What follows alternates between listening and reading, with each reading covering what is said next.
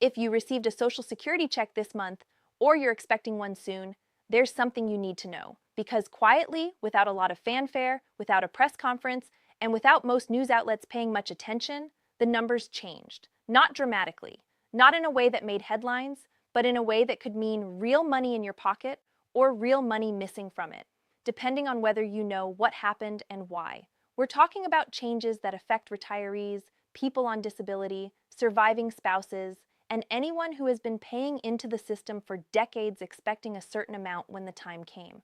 And the frustrating part? Most people didn't get a letter. Most people didn't get a call. They just got their deposit and either noticed something was different or they didn't. Tonight, we're going to walk through exactly what changed, who it affects, and what you should do right now to make sure you're getting every dollar you're owed. For the past several years, there have been growing conversations inside policy circles, not from official announcements, not from major legislation, just quiet conversations that the Social Security system was heading toward a crossroads. The Social Security Administration has been managing an enormous responsibility, and they've been doing it carefully, yes, but they've also been managing it under increasing financial pressure that most Americans don't fully see. Think about it this way. Every year, the SSA processes payments for roughly 70 million Americans. The amounts, the schedules, the deductions, all of it follows a system that was built over decades, adjusted here and there, patched when needed. But what started raising questions among budget analysts and policy watchers was when that steady rhythm started to shift. The signals weren't obvious. They rarely are with government programs. But people who follow Social Security closely, advocates for seniors, financial planners, policy researchers, know what to look for. Changes to the COLA formula language adjustments to Medicare, Part B premium calculations, shifts in how combined income thresholds are applied to taxes, and the quiet updating of the SSA's internal benefit tables. All of those things happened, and when several of them happen around the same time, it means your check is probably different from what it was before, even if nobody told you directly. Let's start with the most visible change, the cost of living adjustment, or COLA. Earlier this year, the SSA confirmed a COLA increase that took effect in January. The adjustment was based on inflation data from the third quarter of the previous year using something called the Consumer Price Index for urban wage earners, the CPI-E. Now that sounds technical, but here's what it means in plain terms. The government looked at how much prices went up for everyday goods and services, and it adjusted Social Security benefits accordingly. The increase that went into effect this year was approximately 2.5%. For the average retired worker receiving around $1,900 per month, that translates to roughly $48 more per month. Over a full year, that's nearly $580 in additional income. That's not nothing. For someone on a fixed income, someone managing grocery bills, utility costs, and medications, that's a real difference. But here's where it gets more complicated. Because that increase didn't arrive clean. It arrived alongside an increase in Medicare Part B premiums, which are automatically deducted from Social Security benefits for most people over 65. So while your gross benefit went up, your net, the amount that actually hits your bank account, may have gone up by less than you expected. Or in some cases, it may have stayed almost the same. This is what's sometimes called the hold harmless problem. The COLA giveth, and the Medicare premium taketh away. The Medicare Part B premium increase is the part of this story that doesn't get enough attention. For 2025, the standard monthly Part B premium rose to $185, up from $174.70 the previous year. That's an increase of about $10.30 per month.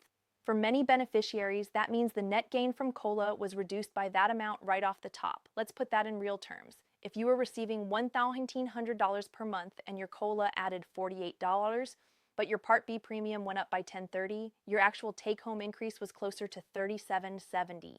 Not what most people were expecting when they heard 2.5% raise. And if you're enrolled in a Medicare Advantage plan or have supplemental coverage, your situation may look slightly different, because some of those premium adjustments work differently depending on your plan and your income level. This is why it's worth actually sitting down with your bank statement or your My Social Security account and comparing what you received this month to what you received last January. because the difference when you account for all these moving parts may not match what you assumed. There's another piece to this that affects a significant number of Social Security recipients, and it's one of the most misunderstood parts of the system. Depending on your total income, up to 85% of your Social Security benefits may be subject to federal income tax. Now, that's not new. That rule has been around since 1993. But what is notable is that the income thresholds that trigger that taxation have never been adjusted for inflation. Here's what that means practically. Back when those thresholds were set, they were designed to affect only higher income retirees. But because they've never been updated, more and more people fall into taxable territory every year, even people who would be considered middle or lower middle income by today's standards. If you're an individual filer and your combined income, that's your adjusted gross income, plus any non-taxable interest plus half of your Social Security benefits exceeds $25,000, up to 50% of your benefits become taxable. If that number exceeds $34,000, up to 85% becomes taxable. For a married couple filing jointly, those thresholds are $32,000 and $44,000. These numbers haven't moved since the Clinton administration. And because they haven't moved, a retiree with modest pension income and a small investment account may now find that a meaningful chunk of their Social Security is being taxed, even though 30 years ago, those thresholds were meant to protect exactly that kind of retiree. Here's something interesting. When these changes go into effect, the people who tend to notice are often the ones already paying close attention. People who track their deposits carefully, who have a financial advisor, or who happen to catch a news story about it. The people who tend to miss it are often the ones who can least afford to. Retirees who set up automatic deposit years ago and trust that the number is right. People who receive relatively small checks and may not scrutinize the amounts closely. People whose English isn't their first language or who don't feel comfortable navigating the SSA website. This is not a criticism. It's just a reality of how a complex system communicates changes to 70 million people. The SSA does send out notices. In December of each year, they mail a COLA notice to every beneficiary that shows your new benefit amount and what changed. But those letters are easy to miss, easy to misread, and often arrive around the same time as a lot of other holiday mail. If you didn't see yours, or if you're not sure whether your new amount is correct, you can check your My Social Security account at ssa.gov. Once you log in, you can see your current benefit amount, your payment history, and a breakdown of any deductions. If you don't have an account set up, it's worth creating one. It takes about 10 minutes and it gives you a clear picture of exactly where your money is going. There's something else worth paying attention to, and it's a little further down the road, but close enough that you should be aware of it now. Congress has been having ongoing debates about the long-term solvency of Social Security. The Social Security trustees have projected that, without legislative changes, the program's combined trust funds could face depletion as early as the mid-2030s. If that happens without a fix, benefits could be automatically reduced by approximately 17 to 20% across the board. Not eliminated, but significantly cut. Now, that projection has been made before, and Congress has stepped in to make adjustments. Most analysts still expect some kind of legislative action before any cuts actually happen. But the conversation is real, and it's active. Some of the proposals being discussed include raising the full retirement age for younger workers, adjusting the way COLA is calculated, increasing the payroll tax cap on higher earners, or some combination of those approaches. None of these would affect people currently receiving benefits in the near term. But if you're in your 50s or early 60s and you're planning around a specific benefit projection, it's worth staying informed about where those negotiations are going. It's worth taking a step back and looking at how we got here, because the trajectory of these changes tells a story. Just a few years ago, COLA increases were minimal. In 2021, the adjustment was just 1.3%. In 2020, it was 1.6%. Then inflation surged. In 2022, COLA jumped to 5.9%, the largest increase in about 40 years. In 2023, it hit 8.7%, the highest in over 4 decades. Those were significant increases. For someone receiving $1,500 per month, an 8.7% COLA added about $130 to their monthly check. But inflation has since moderated and COLA has followed. The 2024 adjustment was 3.2%. The 2025 adjustment came in at 2.5%. The checks are still larger than they were in 2020, considerably larger for many people. But the rate of growth has slowed, even as the cost of things like housing, healthcare, and groceries continues to be a burden for people on fixed incomes. That gap between what the COLA formula measures and what retirees actually spend money on is one of the most consistent complaints advocates for seniors have raised for years. The CPI-E, the index used to calculate COLA, is designed to track spending patterns of urban wage earners, not retirees. An alternative measure called the CPI-E, which more closely tracks the spending patterns of elderly Americans, tends to show higher costs, particularly for healthcare. Some lawmakers have pushed to switch the COLA calculation to the CPI-E, which would generally mean slightly larger adjustments. That proposal has had bipartisan support at times, but it hasn't yet made it into law. What makes this moment worth paying attention to is that it's not happening in isolation. Social Security is navigating change at a time when the people who depend on it are under real financial stress. Inflation, while lower than its peak, has left prices permanently higher than they were 4 years ago. Medical costs continue to rise. Housing expenses, whether renting or maintaining a home, are consuming larger portions of fixed income budgets. At the same time, the political environment around Social Security is complicated. There are factions in Washington that want to expand benefits and find new revenue to support them. There are others focused on reducing the deficit who see entitlement programs as part of the solution. There are advocates for means testing. There are people opposed to any benefit changes at all. Any retiree watching this knows that their check sits at the center of a political and financial tug-of-war that has been going on for decades, and that the outcome of that debate matters enormously to their daily life.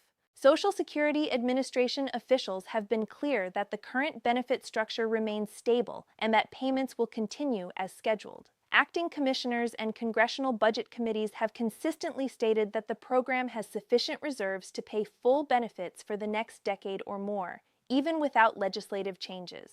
Officials have also noted that the 2025 COLA adjustment was calculated using standard methodology and reflects actual inflation data from the measurement period. In their words, the adjustment is consistent with the program's mandate to protect purchasing power for beneficiaries. That is measured careful language. What it means, practically, is we followed the formula produced this number, and we're confident in the process. What it doesn't address is whether that formula adequately captures what older Americans are actually paying for. And that question is very much still open. Here's the practical part, because information only matters if it leads to action. First, check your current benefit amount at ssa.gov. Compare it to what you received in December of last year. The difference should reflect the 2.5% COLA minus any increase in your Medicare Part B premium. Second, if you file a federal tax return, review whether your combined income puts you above the $25,000 or $34,000 threshold for individual filers. If it does, make sure you're setting aside enough to cover any tax liability on your benefits. Some people choose to have taxes withheld directly from their Social Security payment, which you can set up through the SSA. Third, if you believe your benefit amount is incorrect, or if you've had a life change like a spouse passing away, a divorce, or a change in your work history, contact the SSA directly. You can call 1-800-772-1213, visit a local SSA office, or use your online account to request a review. Fourth, if you're not yet collecting but you're approaching retirement age, spend some time on the SSA's benefit calculator. The decision about when to start collecting, whether at 62, at your full retirement age, or at 70, can make a difference of hundreds of dollars per month for the rest of your life. Social Security was designed as a foundation, not a complete retirement plan on its own, but a stable floor that retirees could count on no matter what else happened with markets or savings. For many Americans, particularly those who worked in service industries, manufacturing, or caregiving roles that didn't come with large pensions, Social Security is more than a foundation. It is the primary source of retirement income, period. When that check changes, even by $30, even by $50, it matters. It changes grocery decisions. It changes whether a medication gets filled or delayed. It changes the math on whether a utility bill gets paid in full this month or rolled to next. The people running these calculations every month aren't doing it because they're poor planners. They're doing it because the margin is that tight and the stakes are that real. Analysts and policy observers are watching several things closely over the next 12 to 18 months. One is the outcome of ongoing congressional discussions about Social Security's long-term funding. Any legislation that passes, whether it raises revenue, adjusts benefits, or changes the retirement age, will affect future recipients. Another is the trajectory of inflation, which will drive the COLA announcement later this year for 2026 benefits. If inflation ticks up again, the adjustment could be higher. If it continues to moderate, recipients should expect another modest increase. A third area worth watching is the CPI-E proposal, the switch to an inflation measure that better reflects senior spending patterns. If that moves forward, it could mean meaningfully larger COLA adjustments going forward. What we're watching now is a test of how well a 90-year-old program adapts to a world that has changed enormously since it was created. Social Security wants to show it can remain reliable. Policymakers want to show they can manage its finances responsibly. And retirees, tens of millions of them, want to know that what they were promised is what they'll actually receive. As of tonight, benefits are stable. The COLA increase is in effect. Payments are going out on schedule, but the system is not static and the details matter. As we learn more about where these policy discussions are headed, we'll keep tracking it and bringing you what you need to know in plain, straightforward terms. What matters most right now is this: you've earned those benefits. You paid into this system for years, sometimes decades, and you deserve to understand exactly what you're receiving, why the number is what it is, and what your options are. So check your account, know your number, and if something looks off, don't assume it's right. Ask, because when it comes to your retirement, the details aren't just details, they're your life. We'll be watching this story as it develops, and we'll be back with updates when they matter.